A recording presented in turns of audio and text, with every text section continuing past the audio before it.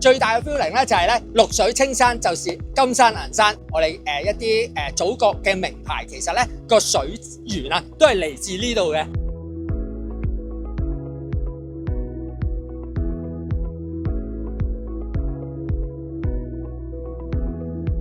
嗱，好開心啦！而家咧就喺隻船呢邊咁啊。頭先咧今日啦好開心，亦都嚟到河源啦，因為係我第一次咧做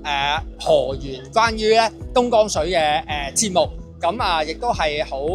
見證住啦，即係我哋一班嘅建設者一個辛勤，同埋咧亦都見證住啦，原來咧飲水思源個源字咧就關於個河源呢個地方嘅。咁啊喺度啦，多謝一班建設者，同埋咧我亦都希望啦，把嗰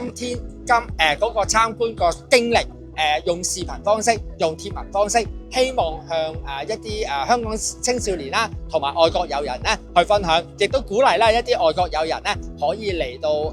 河源呢邊，亦都可以參觀下呢啲水利設施，亦都睇下我哋而家祖國家嗰個科技力量係幾咁勁，同埋可以見到呢幾日個行程啦。我哋國家充分利用咧一個 AI 技術，確保嗰個人民可以充足飲用嗰方面咧做出好大嘅貢獻，亦都鼓勵年輕人啦，第日如果有咁嘅興致，融入國家發展大局，投身喺呢個行業，將來咧去貢獻國家。